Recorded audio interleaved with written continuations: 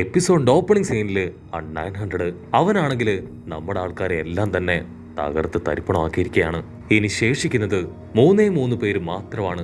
നാമി, sorrow, soap. ആ ഗഗ്ഗോമുറി ആണെങ്കിൽ ഇപ്പൊ 900നോട് പറയും അവരെ 3 പേരെ ഈസി ആയിട്ട് തകർക്കാൻ കഴിയും.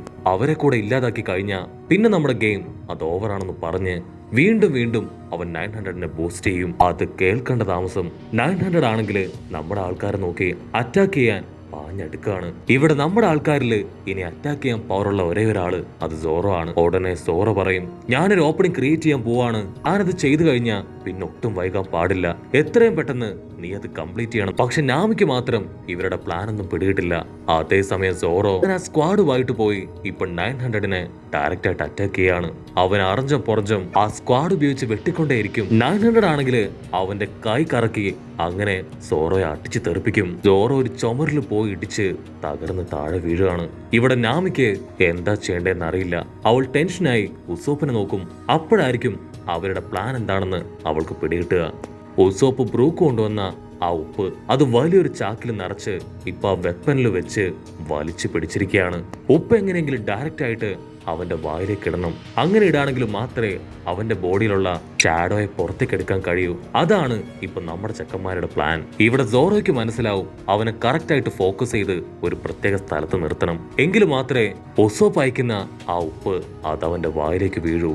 സോറോ ഉടനെ അവര് രണ്ടുപേരെയും വീണ്ടും വെല്ലുവിളിക്കുകയാണ്. അത് കേട്ട് 900 അവൻ ട്രിഗറായി ഇപ്പൊ സോറോയ്ക്ക് നേരെ അങ്ങനെ എടുത്ത് ചാടുകയാണ്. അവനങ്ങനെ ക്ലോസ് എത്തുമ്പോ ഇവിടെ സോറോ അവൻ ഗോറില്ല പവർ എടുത്ത് അവനെ അറ്റാക്ക് ചെയ്യാനായിട്ട് ചാടി നിൽക്കും. അവ ക്ലോസ് എത്തിയ ഉടനെ ഒരൊറ്റ അടി. ആ ഒരു അടിയില് അവന്റെ കൈ ഡൈവേർട്ടായി നിലത്തങ്ങനെ കുത്തിക്കയറും. സോറോ ആണെങ്കിൽ അറ്റാക്കിൽ നിന്ന് രക്ഷപ്പെട്ടു. പക്ഷേ 900ന്റെ കൈ അതാണെങ്കിൽ ഇപ്പൊ മണ്ണില് സ്റ്റക്കായിട്ടിരിക്കുകയാണ്. സോറോയ്ക്ക് പിടികിട്ടും ഇതാണ് പറ്റിയ അവസരം. ഈ സമയത്ത് അവന്റെ വായിലേക്ക് ഉപ്പിട്ട ഉറപ്പായിട്ടും ഇവനെ പ്യൂരിഫൈ ചെയ്യാൻ പറ്റുമെന്ന് പറഞ്ഞ് അവന്റെ കയ്യില് സ്ക്വാഡ് വെച്ച് അറഞ്ചം പുറഞ്ചം വെട്ടുകയാണ്. പക്ഷെ 900 അവൻ ആള് ചില്ലറക്കാരനല്ല. അവൻ അങ്ങനെ കറങ്ങി വന്ന് സോറോയെ ചവിട്ടി തെറിപ്പിക്കും. സോറോ വീണ്ടും നല്ല ഫോഴ്സിൽ പോയി ചുമരിൽ ഇടിച്ചു വീഴുകയാണ്. ചോര തുളുമ്പി കയ്യിലുള്ള സ്ക്വാഡുകളൊക്കെ താഴേക്ക് വിട്ട് ഇപ്പൊ സോറ അവൻ അടിച്ചു വീഴും. പക്ഷെ അപ്പോഴായിരിക്കും ഒരു വമ്പ ട്വിസ്റ്റ്. ഇവിടെ ഉസോപ്പ് അവൻ കറക്റ്റായി ആ ഉപ്പ് 900ന്റെ വായിലേക്ക് തന്നെ അങ്ങനെ വലിച്ചടിക്കും. ഉപ്പാണെങ്കിൽ അവന്റെ വായിലൂടെ ഇപ്പൊ വയറ്റിലേക്ക് പോകും. ഉസോപ്പ് ആണെങ്കിൽ ഒരു സെക്കൻഡ് ഫ്രീസ് ആവും.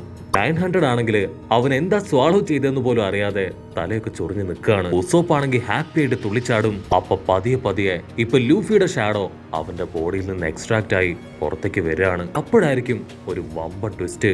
അവന്റെ ബോഡിയിൽ നിന്ന് പുറത്തേക്ക് വന്ന ഷാഡോ അത് ലൂഫിയുടെ അല്ല, മറിച്ച് ആ ഗഗ്ഗോമുറിയുടേതാണ്.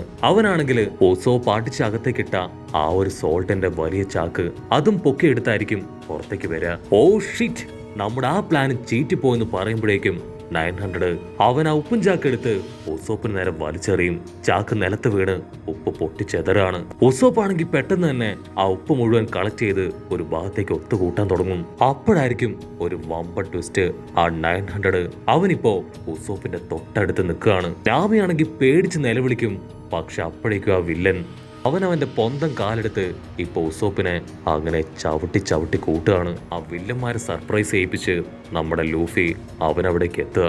ലൂഫി ആ വില്ലന്മാരോട് പറയും, നിങ്ങൾ വെറുതെ എനർജി വേസ്റ്റ് ആക്കേണ്ട ആവശ്യമില്ല, ഉസോപ്പിനെയും ഞാൻ രക്ഷപ്പെടുത്തി കഴിഞ്ഞു. ഉടനെ 900 അവൻ ടെൻഷനായി താഴേക്ക് നോക്കും. അവിടെ ഉസോപ്പിനെ കാണാനില്ല. പക്ഷെ വില്ലന്മാർക്കും നമ്മുടെ ആൾക്കാർക്കും വന്ന ആൾ ആരാണെന്ന് മനസ്സിലാവില്ല. ഉടനെ ലൂഫി അവൻ വമ്പ ശബ്ദത്തില് വിളിച്ചു പറയും, ഞാനാണ് സാക്ഷാൽ മങ്കി ലൂഫി. ഇവിടെ ഉസോപ്പിനാണെങ്കിൽ അത് ലൂഫിയാണെന്ന് വിശ്വസിക്കാൻ കഴിയില്ല. അവൻ വീണ്ടും ലൂഫിയോട് ചോദിക്കും, സത്യം പറയ്, നീ ഞങ്ങളുടെ ലൂഫി തന്നെയാണോ? അതിന് ലൂഫി, അതെ, ഞാൻ നിങ്ങളുടെ ലൂഫി തന്നെയാണെന്ന് പറയും. നാമിക്ക് ലൂഫി ആദ്യം കണ്ടപ്പോ തന്നെ അത് ലൂഫിയാണെന്ന് മനസ്സിലായിരുന്നു. പക്ഷെ ഇവന്റെ ബോഡിയും കളറും ആറ്റിറ്റ്യൂഡൊക്കെ എങ്ങനെ ചേഞ്ച് ആയി എന്നാണ് നാമിക്ക് ഒരു പിടിയും കിട്ടാത്തത്. അപ്പൊ അവിടുന്ന് അങ്ങനെ സൂം ഔട്ട് ചെയ്ത ആ വില്ലനും ലൂഫിയുടെ ചേഞ്ച് കണ്ട് അത് വിശ്വസിക്കാൻ കഴിയില്ല. This is unbelievable. ആ നരുന്ത് പോലിരുന്ന പയ്യൻ അവനെങ്ങനെ ഇങ്ങനെയായി മാറി? ഇവൻ എവിടുന്നെങ്കിലും സ്പെഷ്യൽ പവർ വല്ലതും കിട്ടിയോ? ഉടനെ ലൂഫി അവനാണെങ്കിൽ നാമിയെയും ഉസോപ്പിനെയും ഇപ്പൊ താഴത്തേക്ക് സേഫ് ആയിട്ട് ഇറക്കും.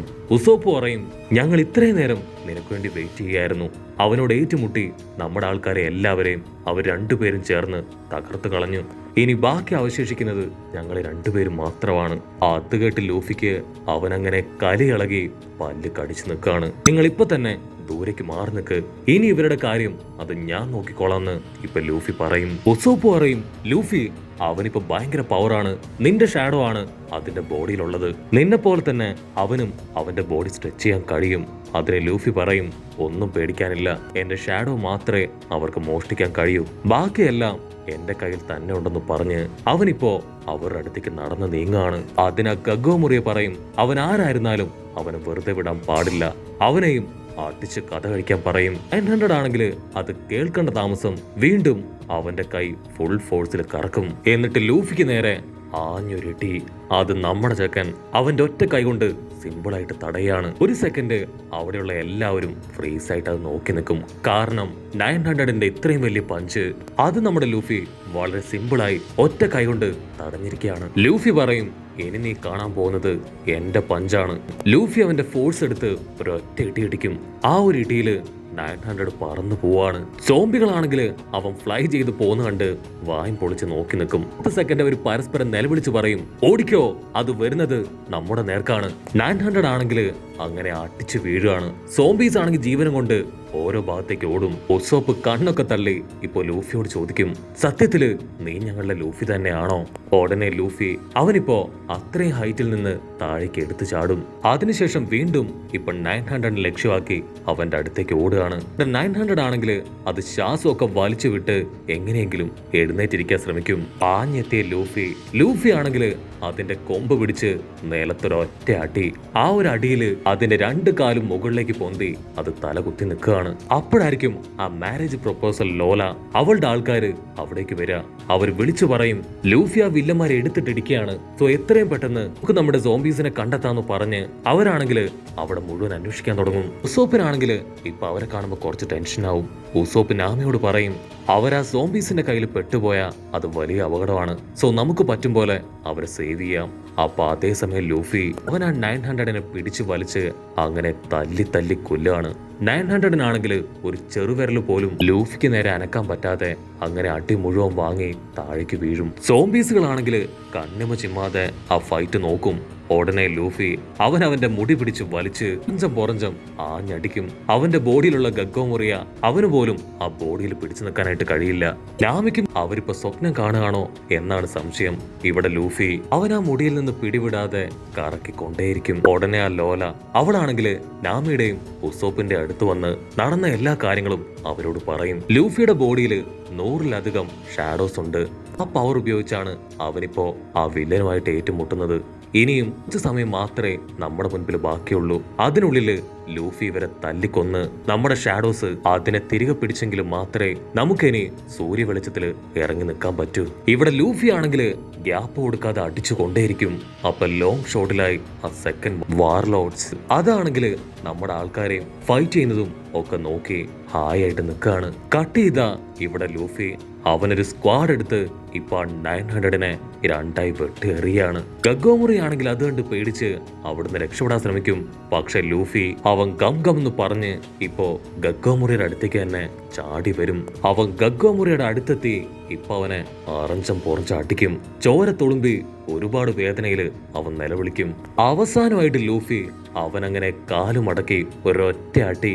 ആ ഒരു അടിയില് ആ ഗഗ്ഗോമുറിയെയും 900ഉം അവരുടെ 2 പേരുടെയും കാറ്റുപോയി അങ്ങനെ താഴേക്ക് വീഴും. ഇവിടെ ലൂഫി ആണെങ്കിൽ ശ്വാസമൊക്കെ വലിച്ചു വിട്ട് നിൽക്കുമ്പോഴായിരിക്കും അവന്റെ ബോഡിയിൽ നിന്ന് ഇപ്പൊ ഓരോ ഷാഡോസ് ആയിട്ട് വമ്പ സ്പീഡില് പുറത്തേക്ക് പോകാൻ തുടങ്ങുക. നിമിഷ നേരങ്ങൾ കൊണ്ട് ഷാഡോസ് ഒക്കെ പോയി ലൂഫി നോർമലായി അവന്റെ പഴയ അവസ്ഥയിലേക്ക് വരും. അങ്ങനെ എല്ലാവരും ഹാപ്പി ആയിട്ട് നിൽക്കുന്നതോടു കൂടെ ഈ ഒരു എപ്പിസോഡും അവസാനിക്കുന്നു. എപ്പിസോഡ് ഇഷ്ടപ്പെടുകയാണെങ്കിൽ തീർച്ചയായിട്ടും ലൈക്ക് ചെയ്യാനും കമന്റ് ചെയ്യാനും ഷെയർ ചെയ്യാനും മറക്കല്ലേ. അടുത്തൊരു അടിപൊളി എപ്പിസോഡുമായിട്ട് കാണുന്നവരെ it's me with Mallu episode.